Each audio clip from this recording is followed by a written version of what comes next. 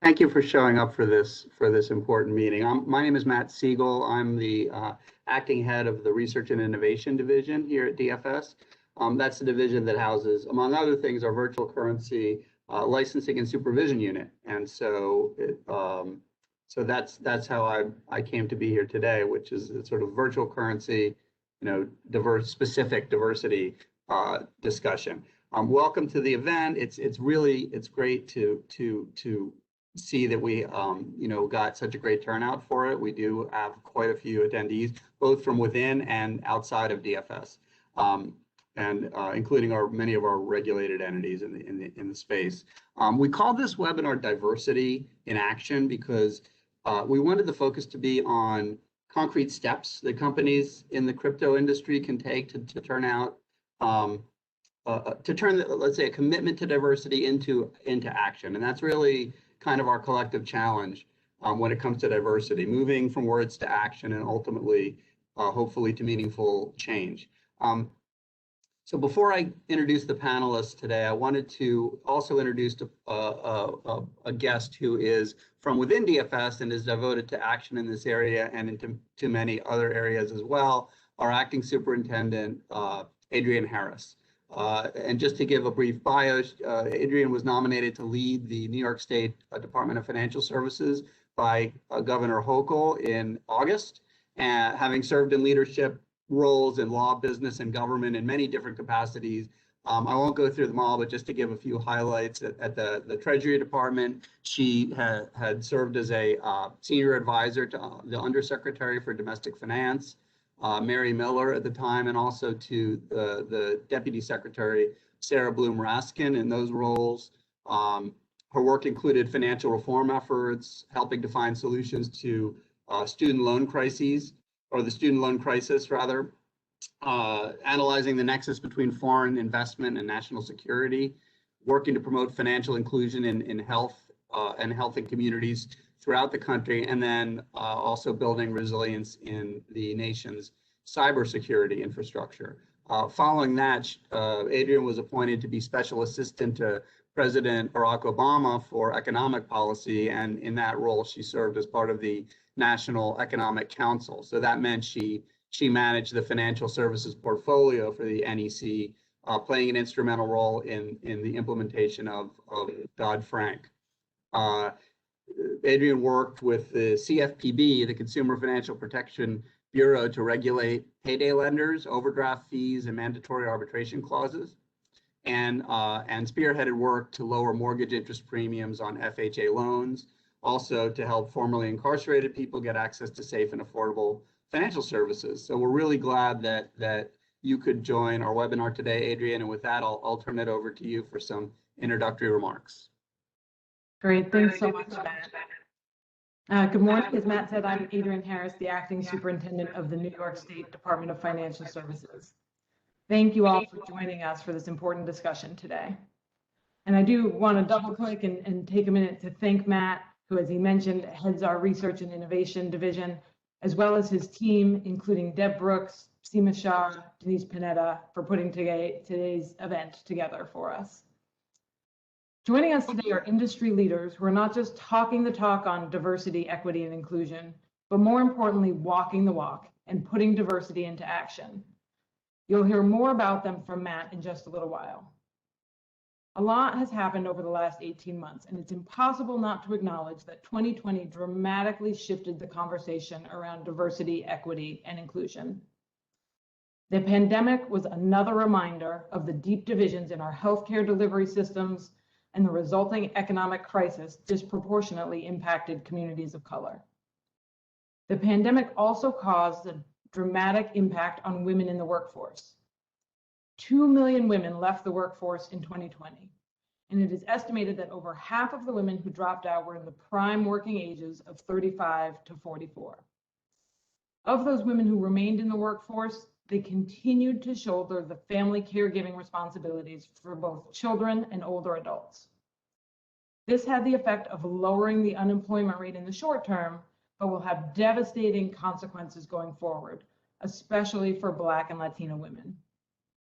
As we rebuild and reimagine the future, we must incorporate solutions to these ongoing challenges. and technology and tech companies must play a big role here. The reasons are clear. Countless studies have shown that companies with diverse leadership teams are more profitable, more innovative, and better at managing risk. In fact, the higher the representation of women and people of color, the greater the likelihood of outperformance in all of those areas. Because the correlation between executive team diversity and financial outperformance has strengthened over time, companies lagging on the diversity front are increasingly likely to suffer a performance penalty. For companies to be competitive, profitable, and innovative, particularly as we rebuild, they should also be focused on diversity. Risk and corporate governance are inextricably linked, as boards and management are ultimately responsible for understanding and managing risks that their companies are taking or facing.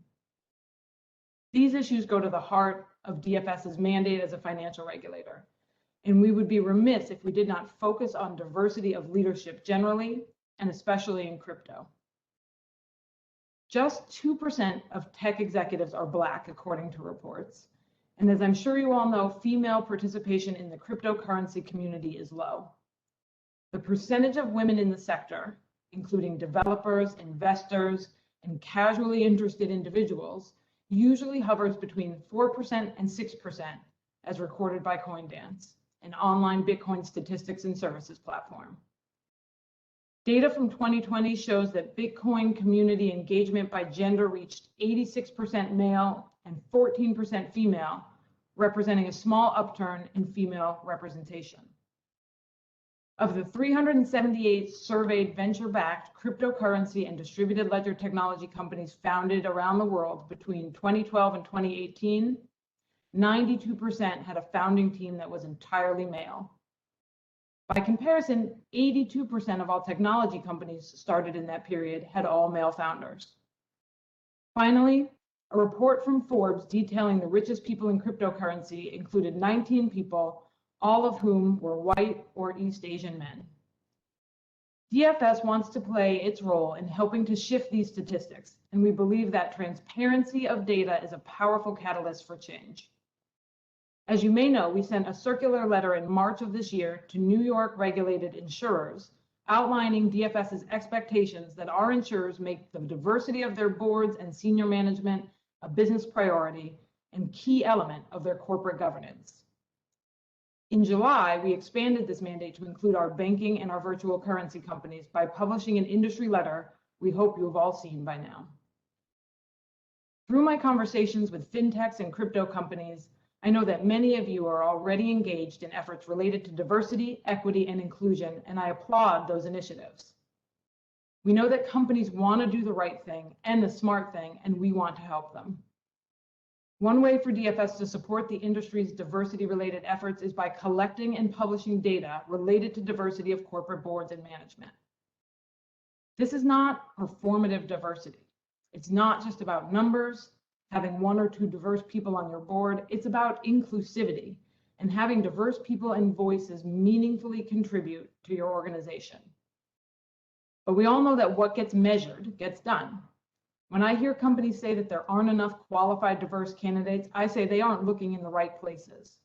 We need to look beyond our own networks and traditional recruiting channels and stop limiting our talent pools to executives with prior C-suite or board experience. Diversity should be defined broadly.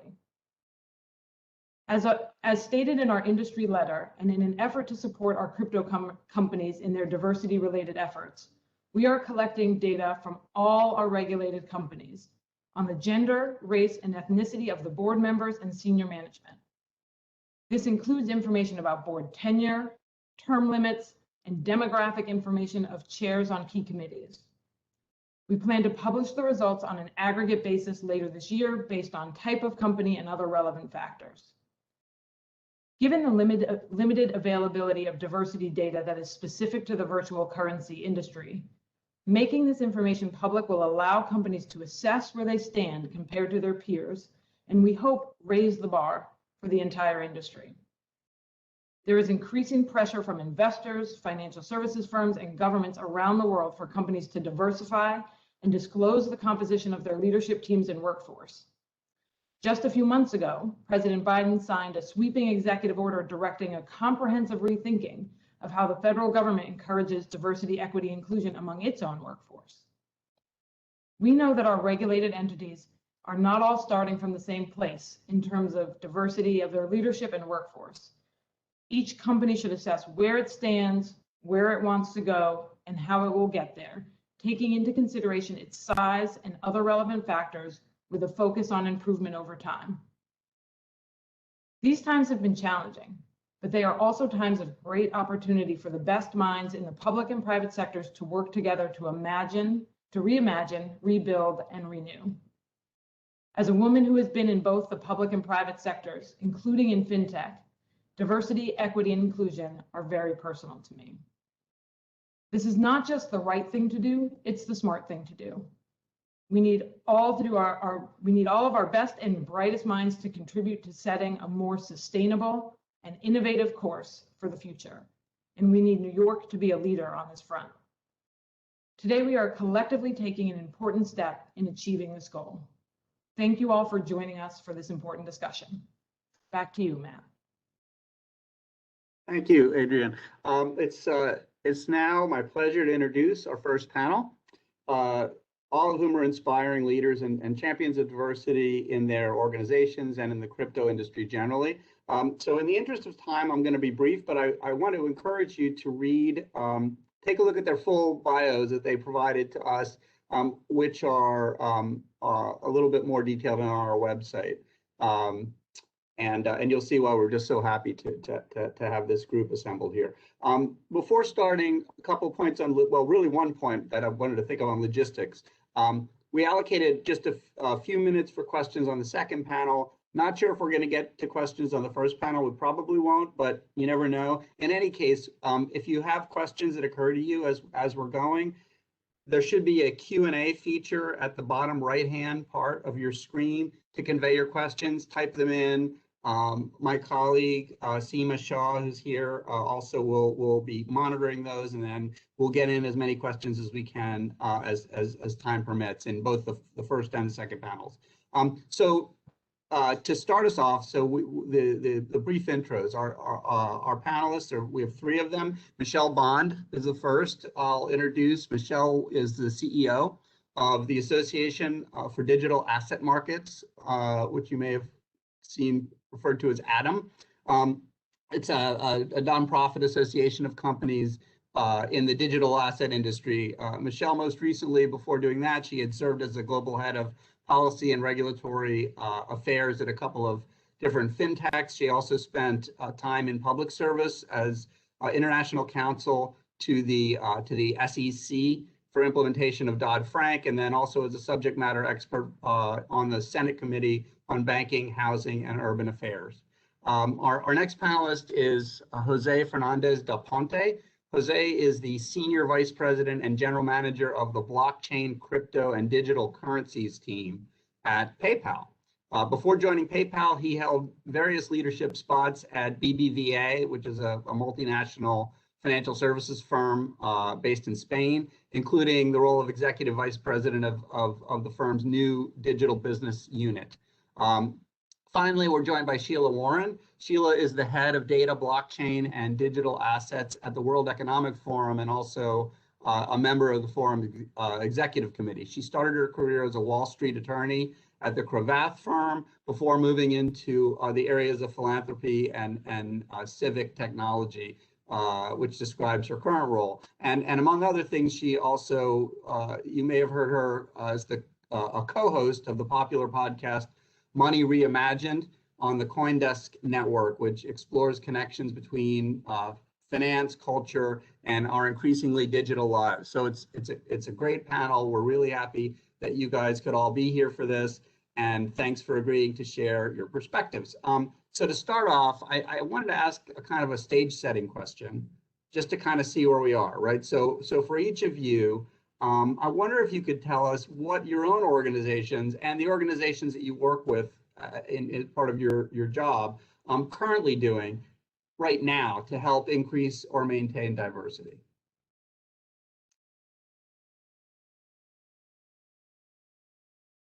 love to get us started if that works for you, Matt. Sure, yeah. Awesome. And first, I just want to say thank you for inviting me to be here today. It's truly an honor to be speaking here with, Superintendent Harris and Matt, Seema. Thank you so much. I really appreciate this. Well, just to give you a little bit of a brief overview, ADAM is a nonprofit membership-based association of firms. So we have a pretty good insight into the industry, at least, in terms of what the industry is doing, and certainly on, diversity and inclusion. So ADAM, while it's a separate entity, we do have over 30 member firms. And I can tell you that both ADAM and our member firms take diversity and inclusion, the whole initiative, very seriously. We're very focused on the issue. And I think it really does start from the top. Our own board at ADAM has great diversity. Our member firms also have great diversity. We all saw the guidance, which I thought was exceptional, that came out in late July from the DFS. We do have a number of DFS regulated entities that are members of ADAM, and I thought that was really helpful guidance. And I think, given the fact that ADAM, we work with policymakers around the world, but I'm based in DC, and one of the things I like to talk about is the fact that I think some of the most powerful people in digital assets these days are women.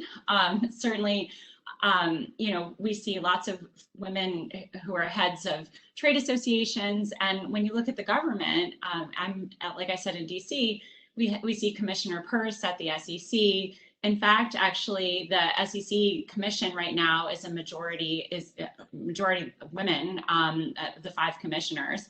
And we have Janet Yellen as Treasury Secretary. Senator Lummis from Wyoming is one of the leading voices on fintech in general, in the Senate right now. And her co-chair of the Financial Innovation Caucus is Senator Sinema. So there are some really, powerful women who are working in government. And I think it's not just what the organizations are doing, what the government is doing, but I personally am involved in, I actually just founded a group called Crypto Connect with a whole network of women. And it's a group that promotes educational and networking opportunities for women who are working in the digital asset sphere. So we just announced the organization a few weeks ago. We have 12 cities represented. I'm the DC city lead. Stay tuned. We'll be hosting a big event first week of November. I can't give you the date yet. It will be announced on Twitter, I promise. But in any event, I'm also involved in some personal initiatives as well. And I'll let Sheila and Jose talk as well. Jose, do you want to go next, or should I jump in? No, absolutely. I can go. Thank you so much, Matt and Superintendent Harris, for giving us this opportunity. As Matt was saying, I work for PayPal, which is both a large tech company and a large regulated financial service institution here in Silicon Valley. What we have been doing in terms of diversity, inclusion, equity, and belonging as a company is one of the 4 pillars by which we measure ourselves. You were asking, Matt, about specific examples of what we do. We think about it in 3 dimensions: what we do with our colleagues and the workforce at PayPal, what we do in terms of our business practices, and what we do in terms of our commitment to the community. So if you look at our workforce today, we are really proud of where we have gotten in terms of diversity across the ranks. We're not done yet by any means, but as of today, the board of PayPal, the board of directors of PayPal is 45% diverse. Our senior leadership team, which is the executive committee of the firm, is 55% diverse. The overall workforce in the US is 52% diverse across several dimensions. The leadership team in our crypto and digital currencies unit is 69% diverse. So definitely we're not done, but we have made significant progress over the last few years. And it took a decisive effort around looking at our practices in terms of finding talent, attracting the talent, and retaining talent across many dimensions. On the product side, we have implemented aspects like what we call justice by design, which is making sure that our product design practices include diversity considerations and make sure that our experiences are aimed at a large audience from design to release. We have implemented a diversity practice on our supply chain. We want to make sure that we're working with other companies that care about diversity as much as we do.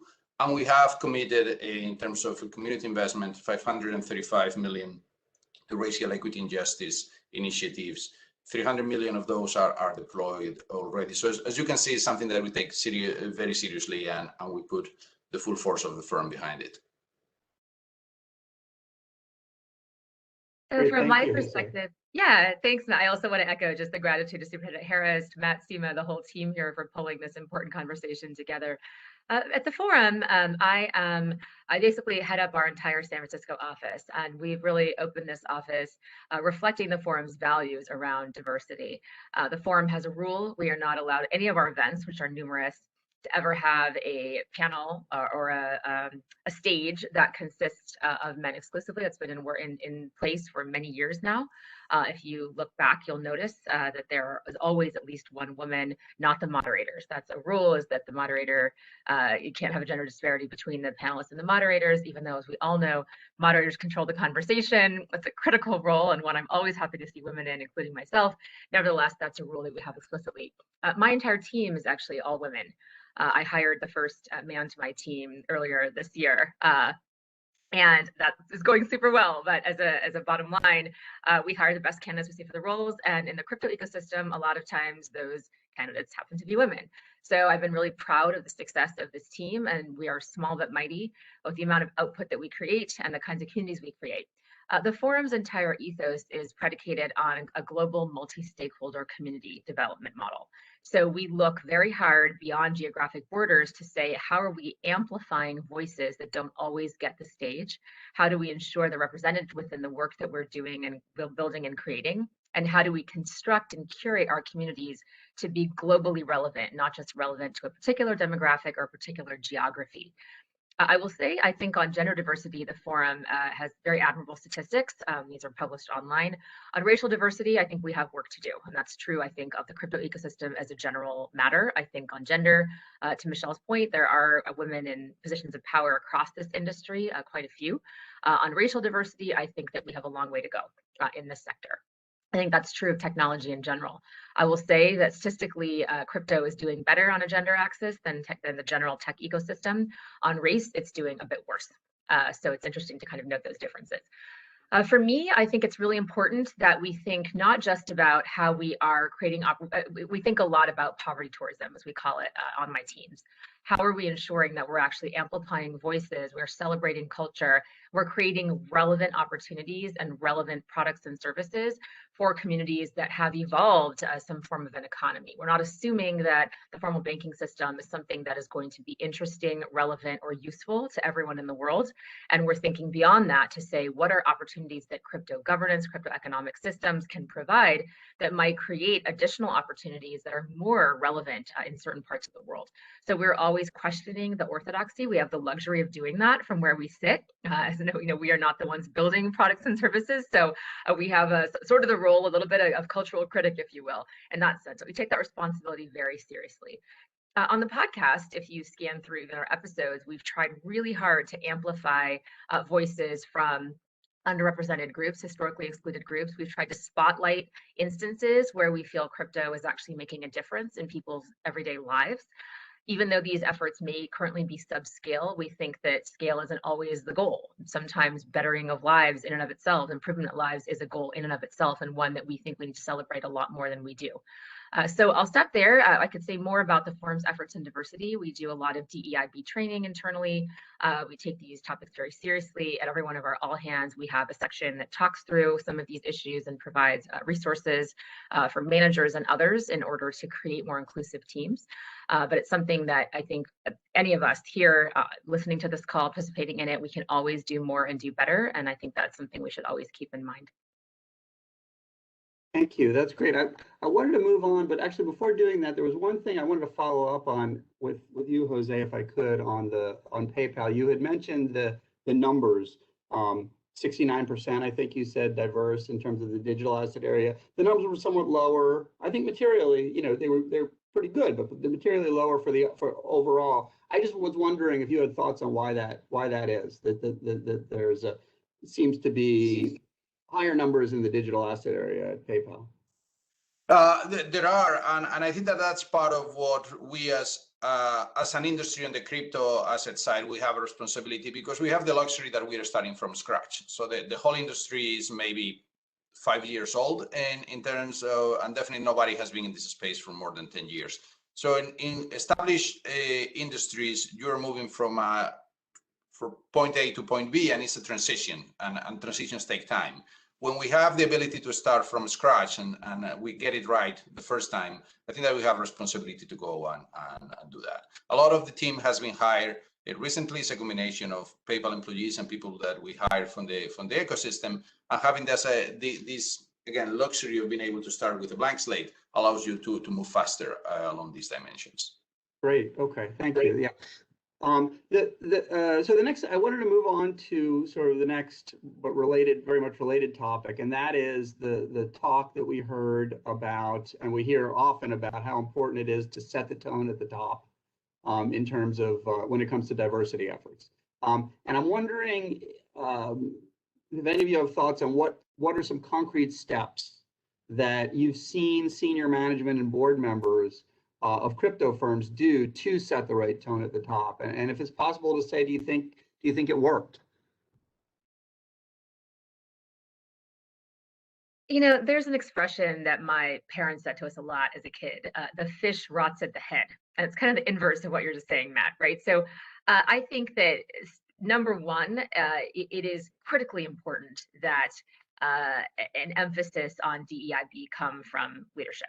Period. Now, there are better and worse ways of doing that, but the idea that there has to be a clear signal from the very, very top of an organization, and I would say that needs to be reflected at every layer of management, that this is important, is essential, is paramount importance. Now, what's better and what's worse? Well, I think there's a lot of studies on this. I certainly point to resources that exist out in the world. It's no different in this space than in other spaces. So I would say, while we certainly have unique things and attributes in the crypto industry, to a large extent, we can build on the shoulders of giants, and a lot of work that's been done in DEIB across a variety of sectors. So what is that? What are some of those things? Well, just simply focusing on numbers, quantitative measurements and metrics is not going to get you there. That is kind of old school, what we call diversity hires. And so you would get, the kind of token hires that would happen into certain, I was one of them at one point in my life, so I can tell you what it feels like to be a token hire and be made well aware of the fact that your race or demographics were in some way relevant to your hiring. Inclusion and belonging is the new way we think about DEIB. It's a new kind of burgeoning field. And the idea there is that we are really encouraging training of managers and of staff to say, how are we really including diverse voices? How are we making sure that those who may not be an automatic, quote, culture fit are having their perspectives heard and reflected? It's important to consider, I think, the ways that your culture is silencing certain voices and the way that your culture is encouraging certain voices to participate. And that's just kind of a reality. That's a tone also set from the top. How much is that person listening versus talking? How much is that person encouraging and soliciting input from a variety of different kinds of folks? That could be by level, it could be by office geography, it could be by demographics.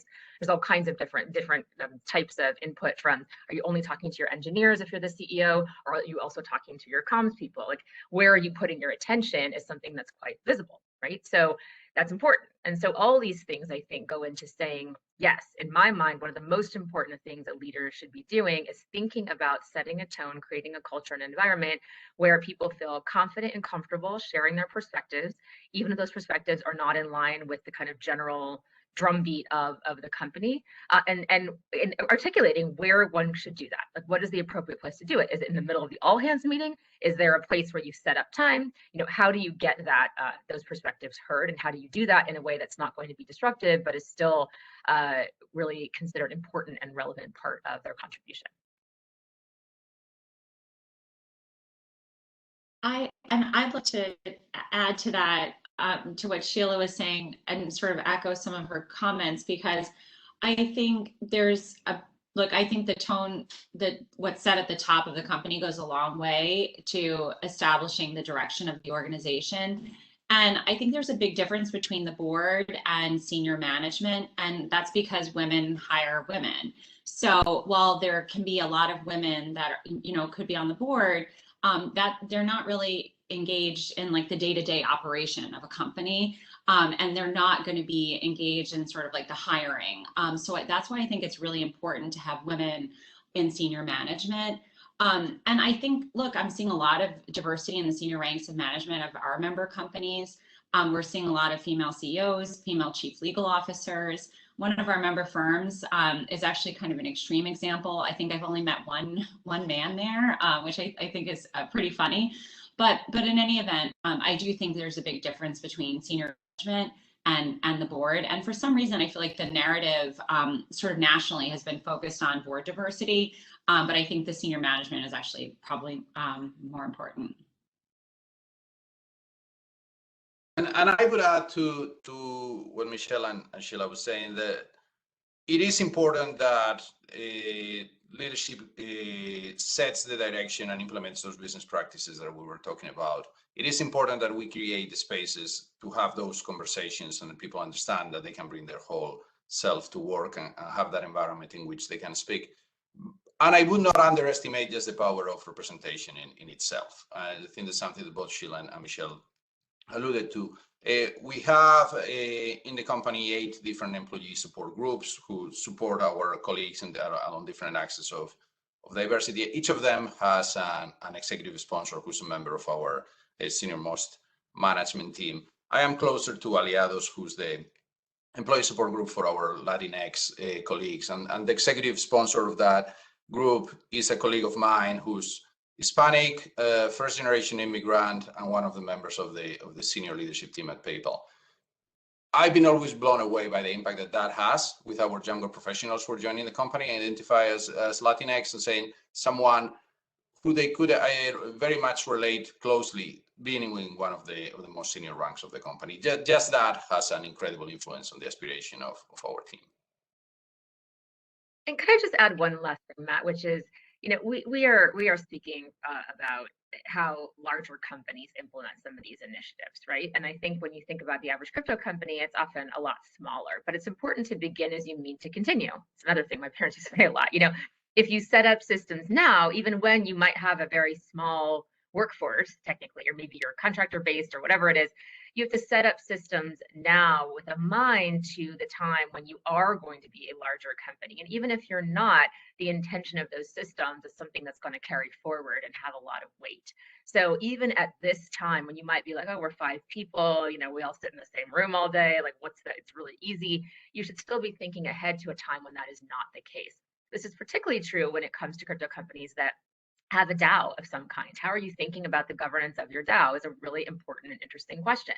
How are you ensuring it's not dominated by those who maybe feel more comfortable in an online environment, assuming you're using a Discord or whatever, who are worried about trolling, right? All of that kind of curation and admin, it's really important to ensure that there is a sense of, I don't want to say safety because that's a loaded term, but there's a sense of inclusion within any of those structures so that minority voices, whatever minority means within your community, feel comfortable actually talking about or bringing up issues that they may that may be controversial or maybe challenging or hard to hear.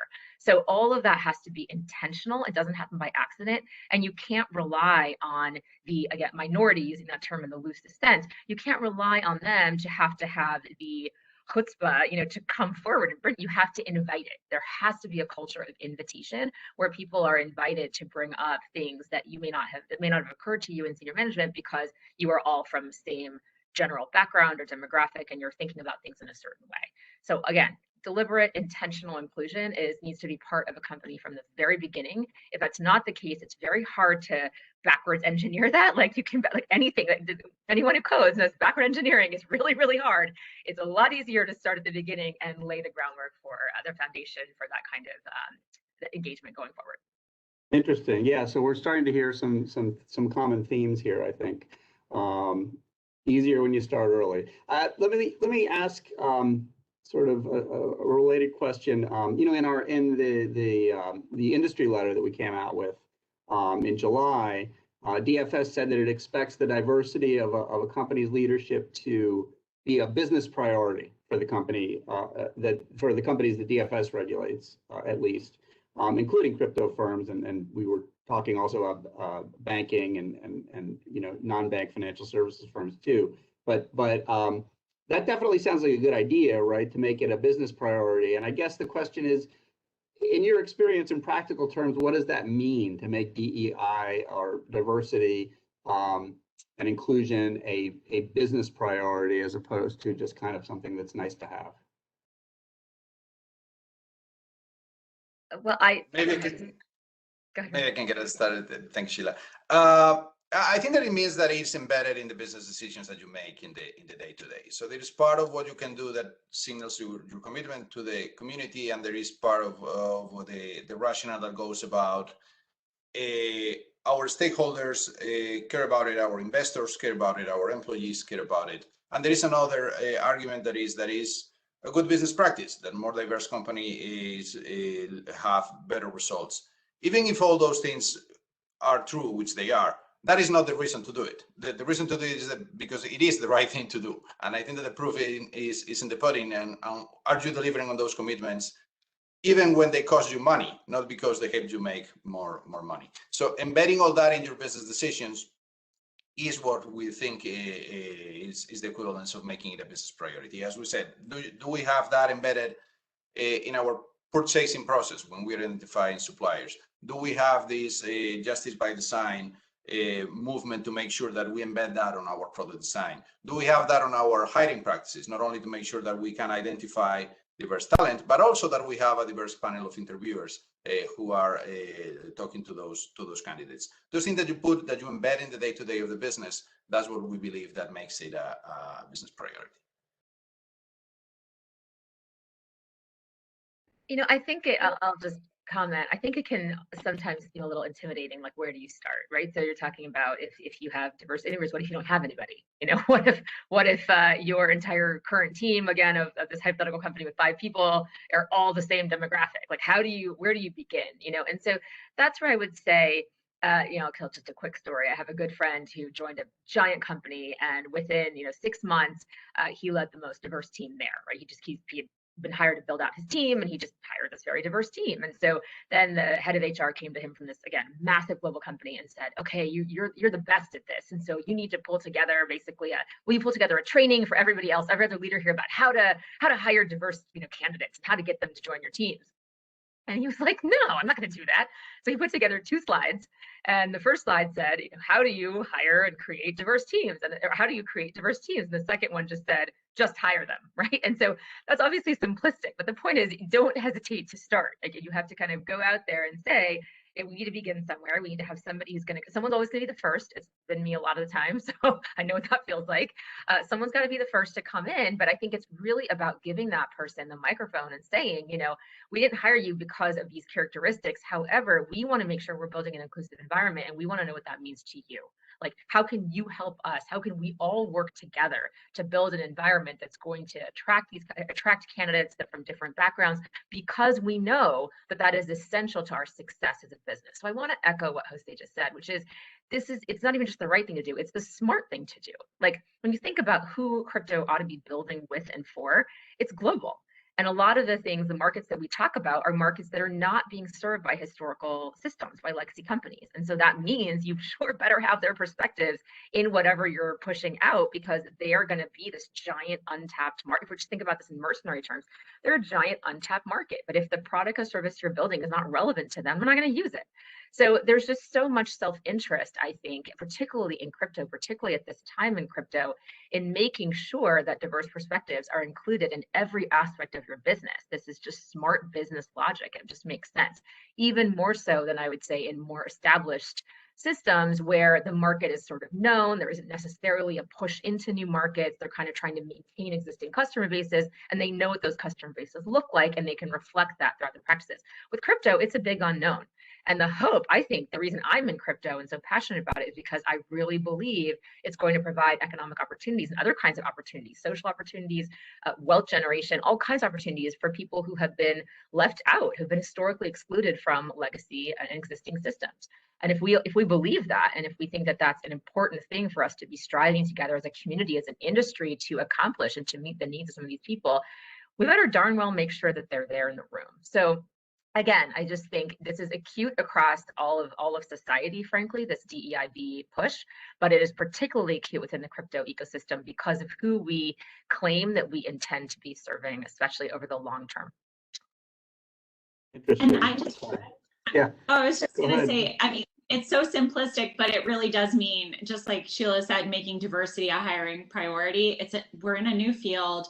There's a need for entry-level talent. There's a real opportunity, I think, to develop a diverse workforce, just pulling even from the universities. I think companies need to have the technical programs in place to produce a broad range of candidates as well. And I think that they can grow. You know, I mean, a lot of our members are growing exponentially right now, and they're growing with representative workforces. So I think, you know, and then as those people rise through the ranks, they have, you know, more responsibility, and, you know, they start to, you know, influence the strategic direction of the company, et cetera. So I think, you know, all good comes out of this. Great. And, you know, just to kind of go back to our circular letter or industry letter that we did a few months back, another point that DFS made there was about the importance of integrating diversity of leadership into corporate governance, you know, into the boards of directors as well. And just wanted to see if you had any thoughts, examples of what you've seen companies do to ensure that board members have varied perspectives and also the challenges to you know, that are specific to board diversity that might come up.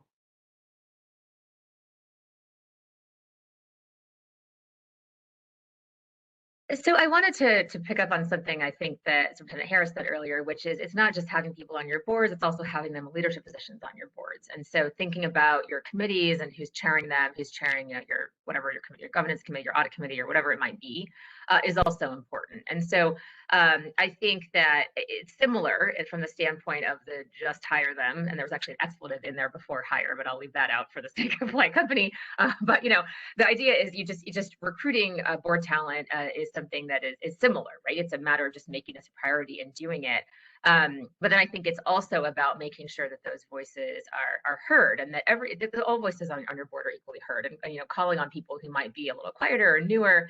I think there was comment earlier that, you know, we don't necessarily need to be looking just for candidates who have extensive experience in crypto. There are a lot of other things that matter when it comes to a company's governance, you know. So sometimes it's, I personally, on boards that I am asked to join, prefer to see a diversity of experience from different backgrounds, because as the crypto industry matures, we're going to have to think a lot about the interaction with regulation, the interaction with lawmakers of different, you know, sources, like, and how other industries have handled that kind of thing. So I think it's really interesting to have people on your board who may not necessarily be crypto nerds, but who kind of have a sense of what makes a successful company, which is a different question, you know. So I've been asked to be on board sometimes because I'm a corporate lawyer and understand corporate governance really well. You know, I've been asked to, and I've been boards that the topic I don't necessarily know that well of the company boards in my past, but I bring a lot of expertise on corporate governance. And so there's things like that that are elements, and thinking more broadly about what you need from your board is, I think, really important as well. So, but yeah, so a couple of points there. So just to kind of think through who's actually leading the board and different board committees, and who has that kind of authority over those things, to call the meetings, to pull together the agendas, to all that kind of thing. And then what are you using these different voices for, and what is your goal with any particular board member? It has to be beyond just they're going to represent a community, because it's not appropriate and doesn't make sense. It's more, what is the kind of expertise that we need on this board beyond just knowledge, deep knowledge of the crypto industry, which we presumably have already, but we're building out some other expertise that could be quite valuable. Right. You know, let me actually sort of turn this to one subject that I wanted to make sure that we covered, which is what makes it difficult, like within, you know, getting diversity in top management and boards, and maybe especially in top management. It's important. But what makes it hard, and are there obstacles that you've seen encountered by companies that you've worked with, or indeed in your own companies, I guess, and maybe a word about how those obstacles can be overcome? Maybe I can get us started. It is hard in general. I think it's hard for financial services companies and for every other company. But maybe let me elaborate a bit on why it could be especially hard for a regulated financial service company. As Sheila was saying, when you're in a board position in one of these companies, or when you're a designated officer in a regulated financial institution, there are some requirements for the people who would fill those positions, and you need to have the right experience. You need to understand the business. There are more constraints about the type of candidates that you can evaluate. So that make it even reduces further the potential pool of applicants.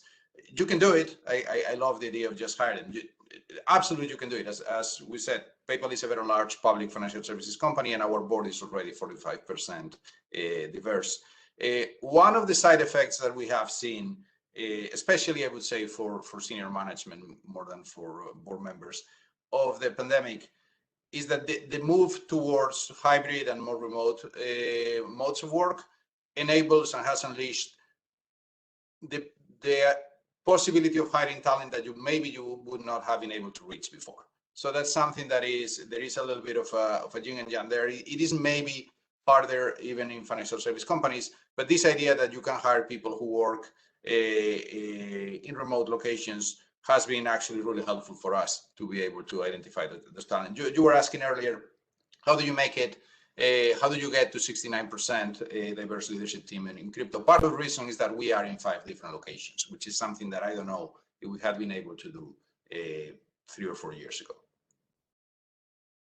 Interesting. So that's a tie-in to the whole, maybe silver lining to the COVID thing that we're going through. Yeah, I'm sorry. Yeah, go ahead. Quickly on that too. I think it's hard in part because some candidates are rightly skeptical. They want to understand, like, what is the path to my success in this role? Like, how am I going to be supported and joining in this capacity, and what is expected of me and whatnot? And companies don't always have a clear plan, because they're scrambling to think about the fact that they don't have a diverse workforce or diverse board, and they want to remedy that as fast as possible, but they aren't pausing and spending the time to think about, what is it they're really going to be asking of this person. So I've had outreach, for example, inbound, where I'm like, you don't have a plan. So when you have a plan, you can come back to me and we'll have a conversation, right? So you're going to get candidates they're all smart and savvy, and they're not going to join something to be an in-name only kind of person, right? They're going to join because there's going to be a mutual benefit to them as well. There's going to be a give and get there. And if that's not articulated effectively, you're not going to find the candidates willing to come and join you. And then there's this like hand waving, like, oh, we couldn't find anybody. We asked people. Well, yeah, but you didn't really make the path that attractive, right? So it wasn't a very, very compelling argument for them to join. So maybe some self-examination is necessary. It's not enough to just put a flag wave a flag and say you're open. You got to really, bring people in. So recognize that it's not going to be that easy, nor should it be.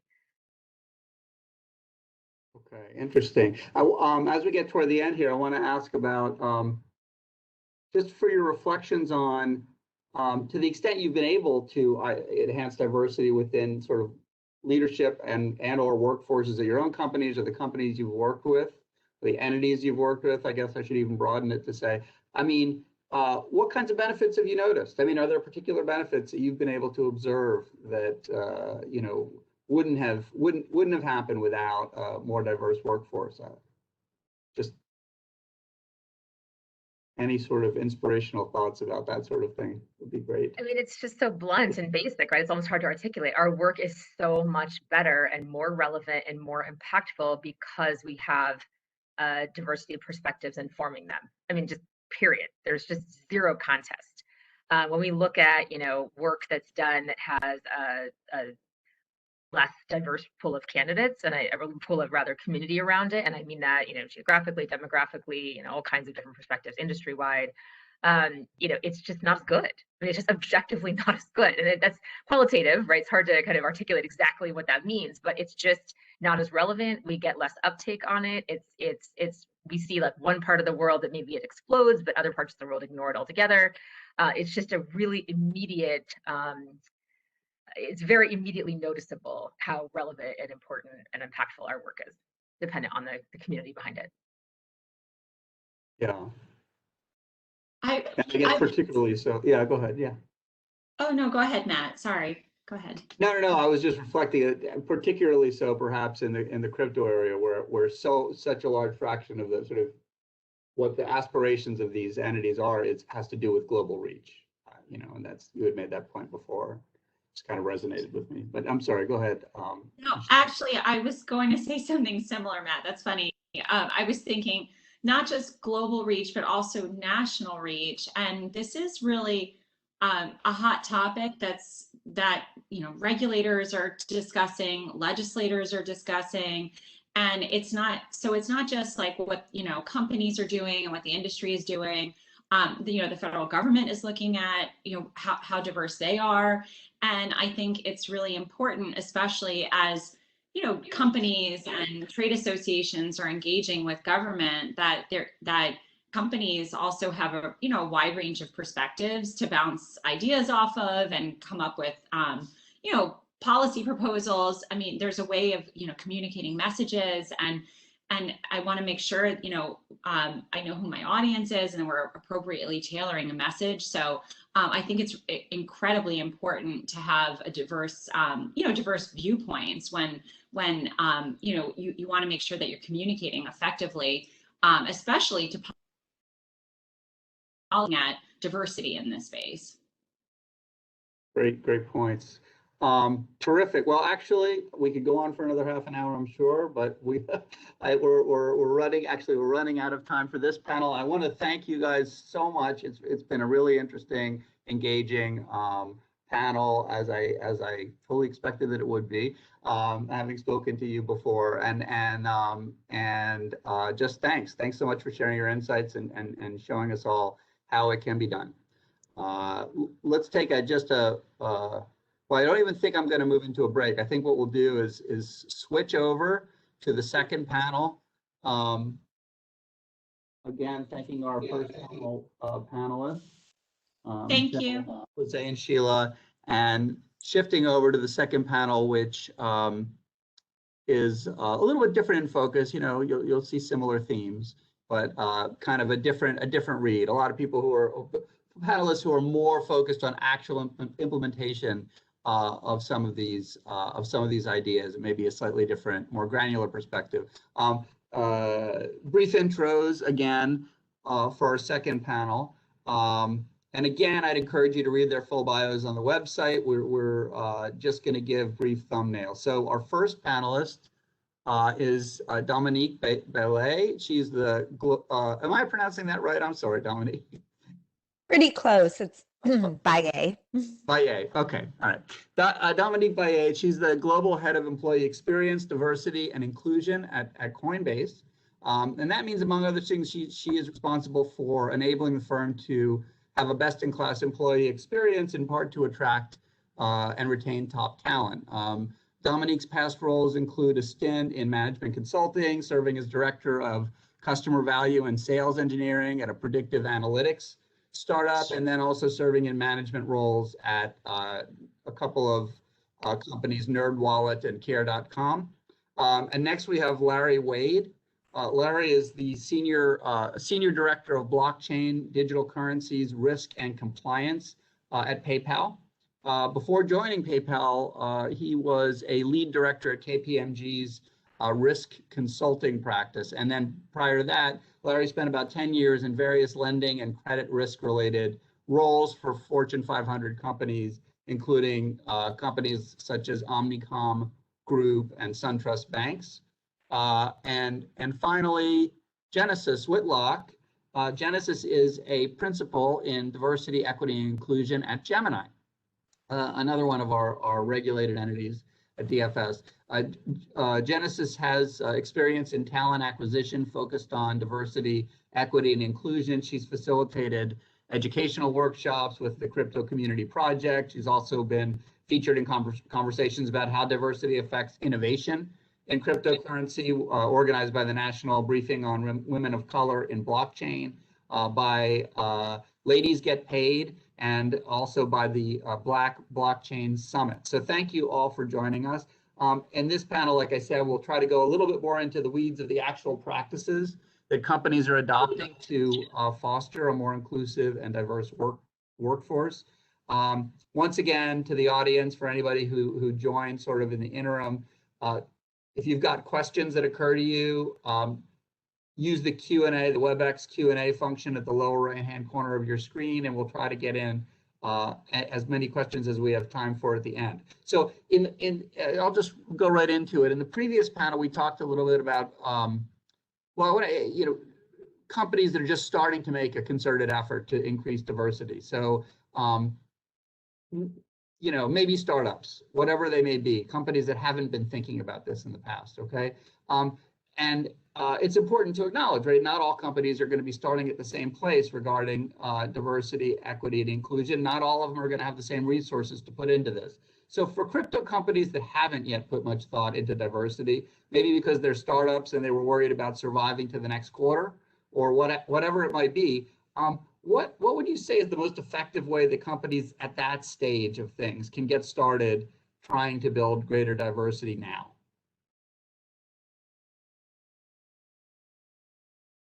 Oh, wait, Larry, I think you're on mute. Hey, can you hear me now? Yeah. Great. Yep, I could take that. So first, just thank you so much for allowing me to participate.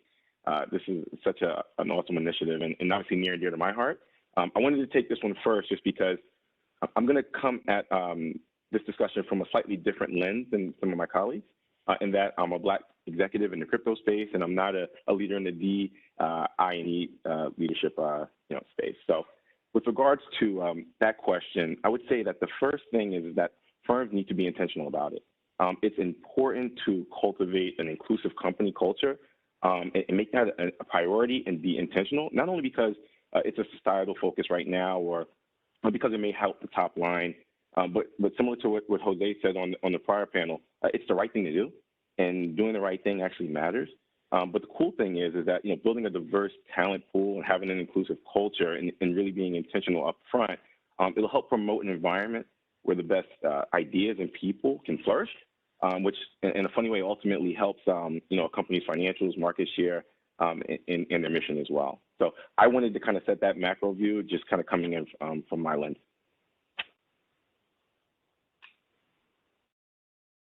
Great. I'd love to chime in here as well to build off what Larry said. And before I do, thanks, Matt, and also thanks to Superintendent Harris for having us on this panel. I'm super excited that we're even having these conversations. I think to the point of establishing early on, thinking about working at Gemini, for example, when we were, we're experiencing kind of that stage, we're in flux of growth. I started at Gemini when it was a very small company, and speaking from my personal experience, I think one of the ways that personally excited me was actually talking with people in the company about our values and focus on the long game. And I was able to kind of like think about how that was going to affect my career. So thinking about applying the long game of like the crypto industry's collective goal to empower as many people as possible through crypto was very important.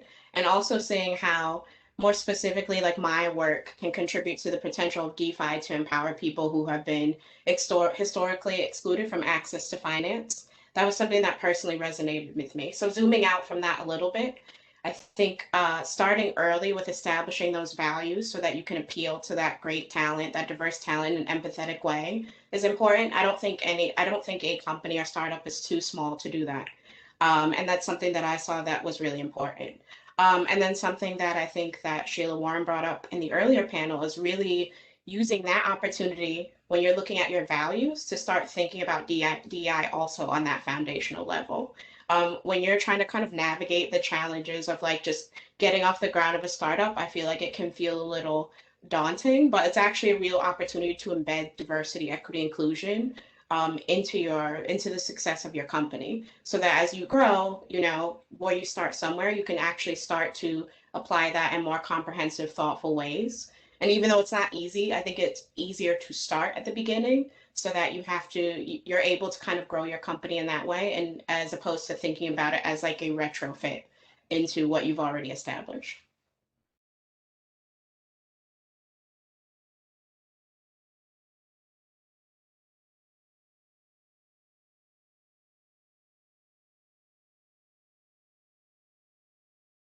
Might not be able to hire a DEI, director. They might have 7 people or something like that. Is there anything they can do to operationalize this?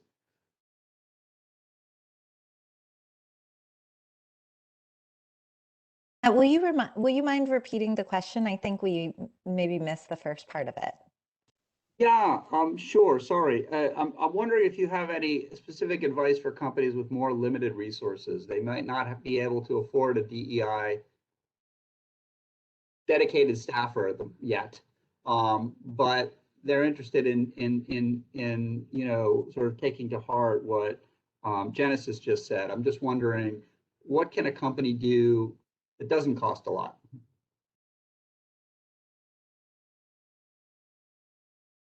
I'll say this as somebody who's experienced in this firsthand. To steal a phrase from a popular company, I think you just do it. It is, I know that is like a lot of DEI has like simple answers that can be actually difficult to execute.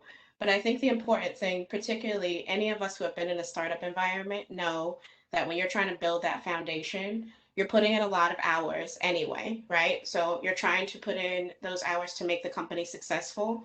So why not put some of your focus in making the product successful and to also making your culture successful? So just as much of that energy that you're spending into thinking about what your value proposition is as a crypto company, I think you can find people to collectively work and figure out like what are those things. And again, when you're starting out, doesn't have to be sophisticated. As you grow as a company, your DEI strategy can become more sophisticated. I think that's the beauty of iteration. But I think you do just have to kind of like say, hey, this is what we want to do. Where do we start that is reasonable for us, and continue to grow from there? Dominique, I wanted to ask you about the experience of Coinbase. Coinbase was not such a big company in our recent memories, and now it's grown a lot. And I'm wondering if you've seen this sort of, I mean, in the last panel, we heard a little bit about it in certain ways being easier actually when a company's small to kind of to do that. I just wonder if there's anything to that in terms of Coinbase might be a good example of an organization that has that sort of natural experiment where you have the small, you had it when it was small, you also had it when it was now quite large, whether it in fact has taken more effort and how you've experienced that. Yeah, absolutely. So just as context, I joined Coinbase when it was about 1,000 people. And so I can't speak personally to our very early days, but I'll share what I understand about those days and certainly what it's been like going from about 1,000 to almost 3x that. So Coinbase, we were an example of a company that I would say invested in we call it belonging, inclusion, and diversity, or BID practice, relatively early in our life cycle. So when we were, between 200 and 300 employees, we did hire a director of BID, and I think that helped quite a bit.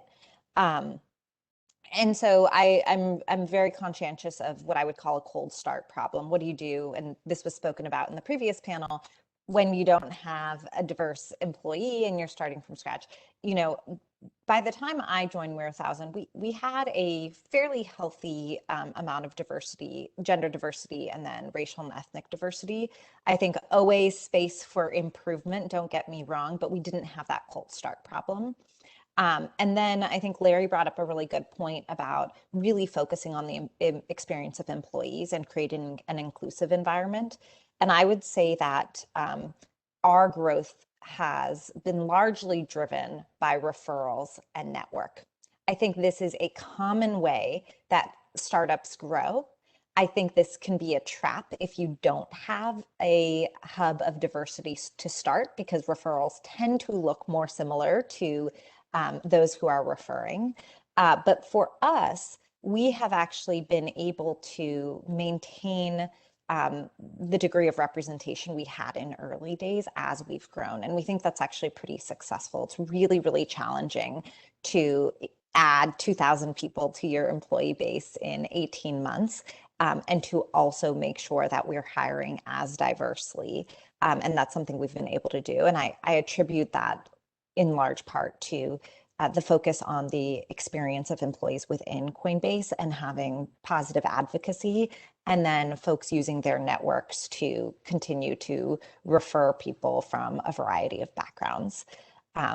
And that does get back to the question of what can you do when you don't have money? Obviously, we've had a director of BID. We have long had employee resource groups. And those have been actually natural extensions of helping us think about how do we do outreach? How do we make sure we have a presence at some of these key conferences like Afrotech? But even if you're small, I think there are ways to still use LinkedIn to network, to have a presence at certain conferences, et cetera.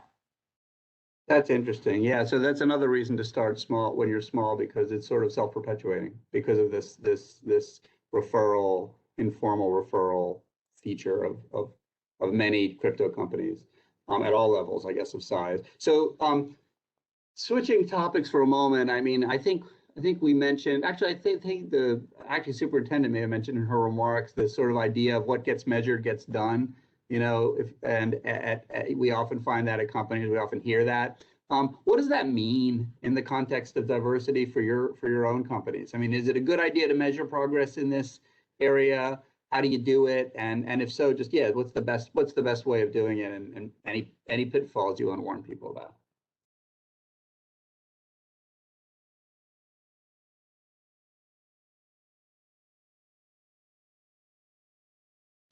Happy to jump in here if everybody else doesn't mind. This is such an important statement. It actually is kind of similar to a colleague I work with says this all the time, like you can't improve what you don't measure. And I think like it would be nice to assume that you could eyeball your company and say, oh, you know, I feel like our company is diverse. I think like there are a lot of nuances when it comes to thinking about how you measure diversity, equity, inclusion, but I don't think that it can kind of simply be something that you just feel like suddenly appears one day.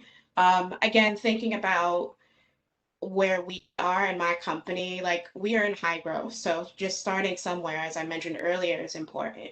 I think like we have time to revisit how and what we measure on a regular basis so that we know what to improve in an iterative way, as we do with everything else. So I do think that that's fundamentally important. I would say a pitfall to that though is leaving equity and inclusion out of that. Although those can be a little more difficult to measure because there are some qualitative aspects of that. I think one mistake is saying that diversity is the be all end all number and not tracking the progress of how you're including, how you're showing equity to the underrepresented talent that you're trying to bring into the company. I think that matters very little if you're not taking stock of that, in fact. So I think it's like also really important to focus on like what your key indicators on both of those levels are. At Gemini, we do this by, you know, definitely having those qualitative engagement discussions with everybody. That's important, not just for underrepresented people, but for everybody to establish that. But also we collect data so that we can make data informed decision. So some of that data is even very meta in terms of like, how do you feel about our diversity, equity, inclusion efforts? Are they supporting you? Do you feel invested in it? So I think it's definitely important. Yeah, Genesis, I cannot agree with you more. We often say, I mean, I think it's a common thing, what you don't measure doesn't matter. At Coinbase, we have an annual BID strategy that we use very much like like any other type of business strategy or business department. And so about a year ago, we set our 2021 strategy. And with that, we aligned on 3 core strategic pillars, which were expanding top of the funnel diversity, supporting and retaining diverse top talent, and ensuring equality in performance and pay. And mapped to those strategic pillars, we identified what are the core metrics that we want to goal ourselves against and what we want to monitor. And we actually spent a lot of time thinking about on goaling, what are the things we really feel like we can control, and had a really healthy debate around goaling around what we would call representation numbers, which is the percent of your employee base that, comes from different groups, and feeling like that would actually be quite hard for us to explicitly goal around without effectively backing into some form of a quota system or making it feel like there's a quota system, which I will just say across the board. Our employees from diverse backgrounds would shout from the rooftops and say, please don't set anything that feels like a quota. And then our leadership would say, you're forcing us to hire so fast and build this company. Like, gosh, if you're going to put more constraints on us, that's going to be challenging. So across the board, I think there's a lot of reasons why we realized goaling on something like representation would be hard. However, we did realize that the thing we could control, where we could put extra energy and muscle, is around what we call the top of the funnel. And so one of the challenges that we certainly have faced, but I think a lot of companies have faced, is how do you make sure that you're reaching out to diverse candidate pools? And I think it's a common thing to say, oh, the candidate pools aren't diverse. And when you're a smaller company, when you're not a Google size or a Facebook size, like even if you've just played in the pool of Google, diverse talent or Facebook talent, like there's going to be a lot more people that you can hire than you need to hire, all of which is to say, I think that can be sort of an overused thing. But what we said is we can put extra energy and extra muscle in making sure we are reaching out to diverse candidates who have the backgrounds that we think can be successful here at Coinbase. And so that's what we goaled ourselves against, is specifically the percent of candidates from diverse backgrounds that we could enter into our funnel. And then we said we want to make sure that there's equality in how people progress through the interview stages. And then that's what's going to come out in terms of what our representation looks like. I share all this not to get people into a rabbit hole about how to think about numbers, but just to say it is quite complex. And I think it is a really good alignment conversation to have with a leadership team about what are the metrics that matter to us? What do we think we can actually put muscle behind and do?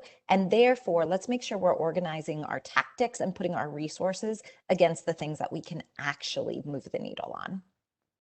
And Dominique, Yeah. just one follow-up. Can I ask you, how do you measure the top of the funnel? How do you do that exercise? Because it's in a way, it's sort of trying to say, well, we're going to set our goals against the potential universe of employees for a particular role. How do you make sure you're doing that and you're actually holding yourself to account and you're not looking too narrowly? Yes, this is a great question, and I will say that we are iterating our way through it. So in 2021, what we did is we looked at sort of high-level numbers in terms of, the diversity in computer science graduates, and looked at, broad factors of, for business roles, like diversity of graduating MBA programs, et cetera, to understand roughly high level what the percentages could look like. And that's actually what we set as goals. And then in terms of tracking that, we use a applicant tracking system. I don't want to plug it, but there are many that you can have your candidates take surveys to tell you like some basic demographic information about themselves. And then there's other actually tools that exist now that do predictive analytics on what candidates' backgrounds likely are by scraping LinkedIn, et cetera. Anyways, there's all of these tools now in order to get a sense for how diverse your candidate pool looks like in a way that's fairly non-invasive. And that's what we would use to evaluate against these high-level goals we set. I mentioned that this is something we're iterating through because what we have found is just setting sort of high level goals based on like college graduation rates felt a little bit too peanut buttery. It felt too broad strokes. And so going into next year, we are likely going to be more specific around certain types of roles and better understanding, what would be appropriate targets, being ambitious, but also achievable. Yeah, and Matt, I just wanted to just add one thing around metrics. Outside of, obviously metrics for leaders and internal, et cetera, I think it's important to leverage metrics in an indirect way as well. So for example, every April, PayPal, they share the workforce makeup in the annual global impact report. So just being able to not only be transparent about metrics internally, but also externally, I think that will also help from a diversity and inclusion perspective as well, because even if the numbers aren't necessarily stellar and they can be improved, just team members that would love to be a part of an organization that is at least considering it and being transparent could also be attractive and help from that cultural perspective that I mentioned earlier. Interesting, and that overlaps somewhat, resonates with DFS's goals in doing this whole project of collecting data and sort of anonymizing it by, within particular areas, publishing it in an abstracted way, which we do intend to do at the end of this survey that's underway. Relating to one of the points that we were just talking about, so recruiting from a strong talent pool of potential employees, including many that enhance diversity at your company, is critical to moving the needle on diversity. So wonder if we could just get a little bit into the operations. What is it that companies can do to find and attract more diverse candidates? Yeah, I could kind of give a high level from a practitioner perspective and just from my experience. Great. This notion of hope, it's just real to me, and it's real, right? So obviously companies should widen their net and really be intentional about where they seek diverse talent, because it's definitely out there. But it's also important that potential recruits see company team members and recruiters that look like them and come from backgrounds like them. That matters a lot.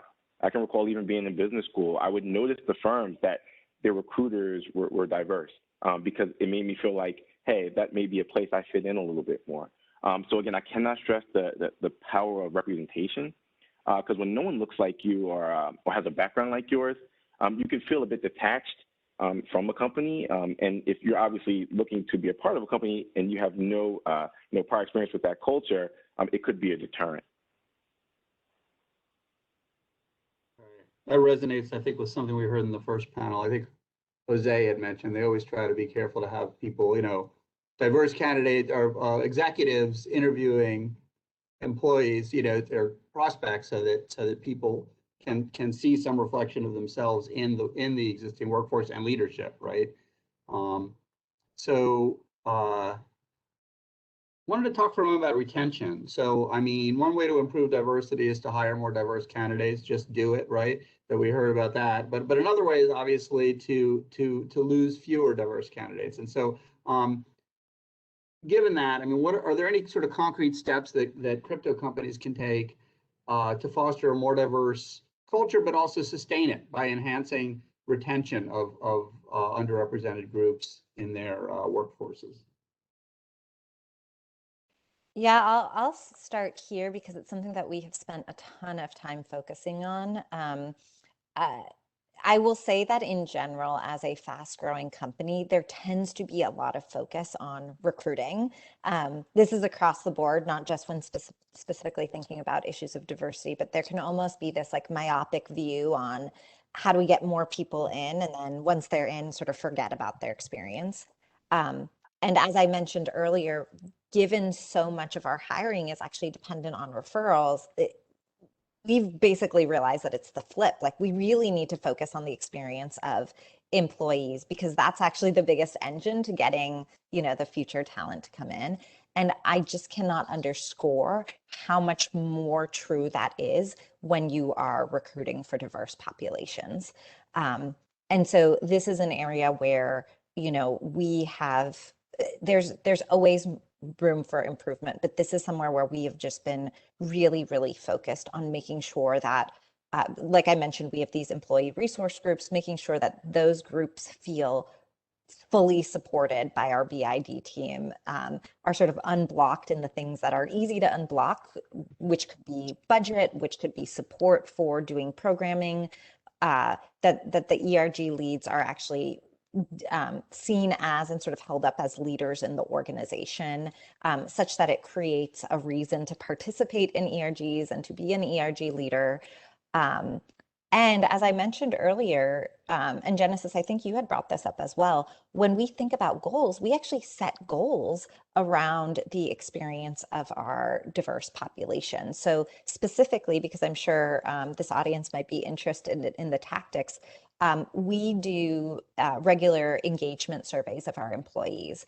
And the key metric we have is actually ensuring that when we look at results by subgroups, that we don't see material differences for subgroups versus the mean of the organization. And what that means is it ensures that we are creating the same experience or a similar experience for all of our employees.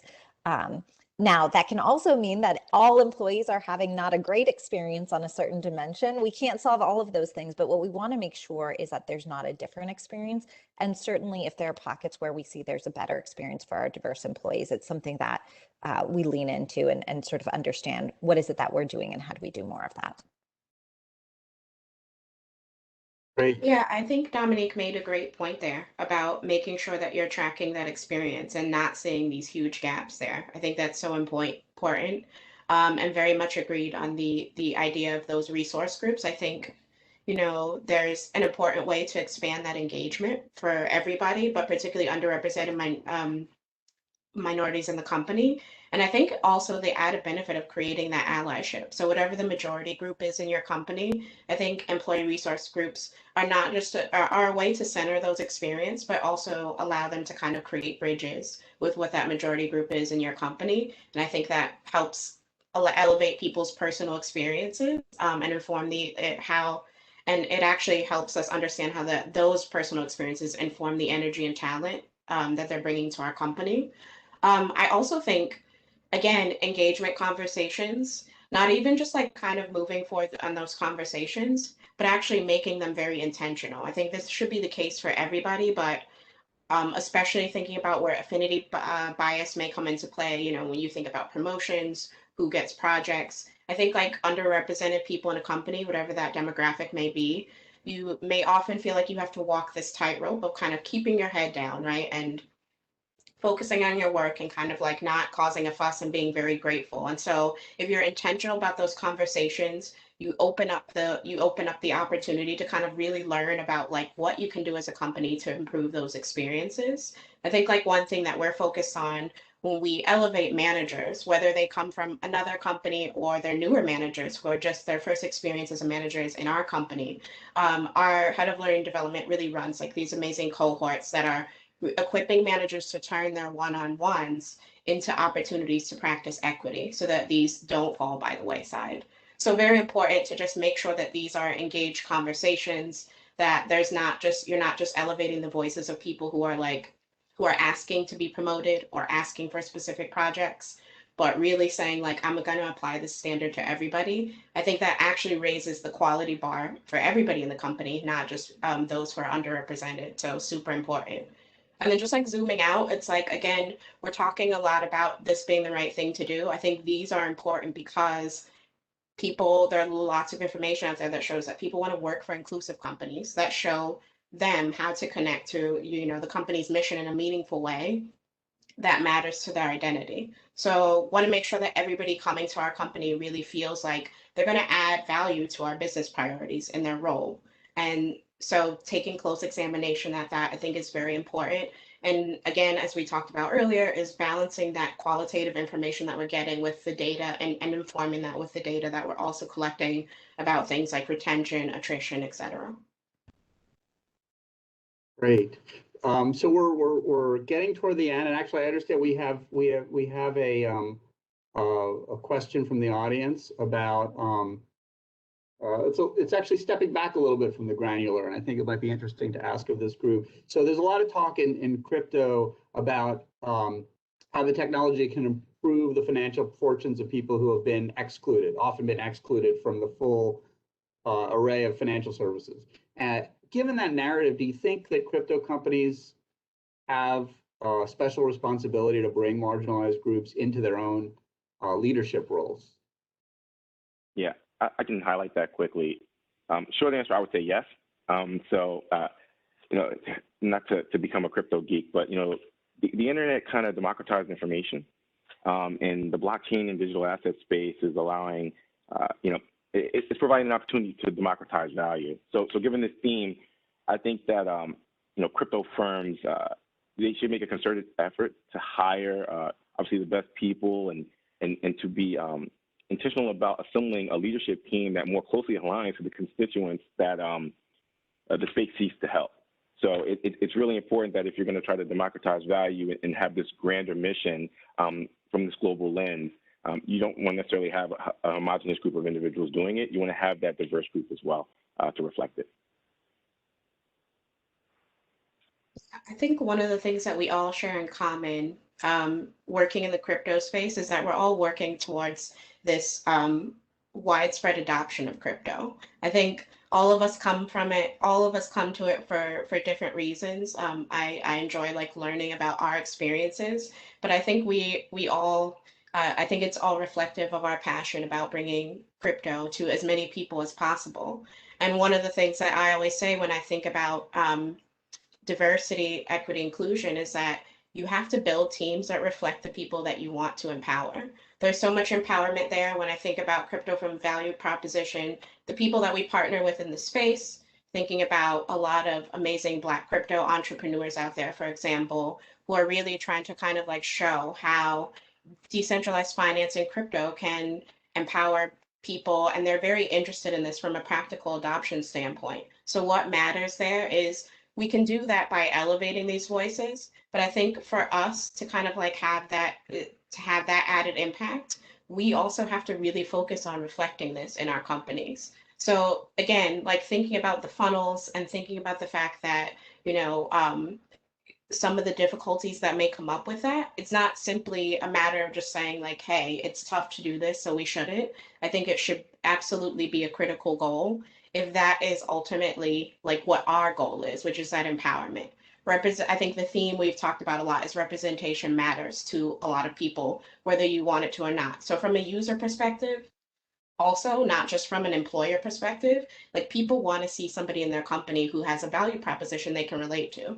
And not only that, but it's important that they see people who are actually influencing the company to see what that added value is. So I totally agree with that point. It's need to make a concerted effort to show and reflect that diversity of the people you want to empower through crypto. Great. Well, what a great kind of summary of to sort of send us off. I mean, we're just about toward the end of our time, and I wanted to just thank you so much for your thoughts and insights into what you deal with and do every day in this area. And I think it's going to be it's of interest to the whole community that's tuning in here, but especially to the other crypto companies many of whom are listening in, and to us as the regulator of a lot of them. So thank you very much, Genesis, Larry, and Dominique. You've provided a lot of actionable ideas, and I hope that those who are listening, many who are listening in, are taking notes, as I've been. Great discussion. I'd like to thank you, all of our panelists, both from panel 2 and panel 1 again, and thank everybody in the audience for joining us today. For our regulated entities, just a plug or a reminder, remember, Diversity Data Collection Portal is live. The deadline for submission of all board and senior management data is November 30th, and that's for both 2019 and 2020 data for those 2 calendar years. You should have received an email from us with portal instructions. If you have not, if you're regulated by DFS and you're a virtual currency company and you have not, please email us directly and we'll get you on the platform. Again, you can find the email address on our website and also in the diversity industry letter that went out publicly as well. It's available on the DFS website too. So with that, thank you all for a great discussion and have a great rest of your day.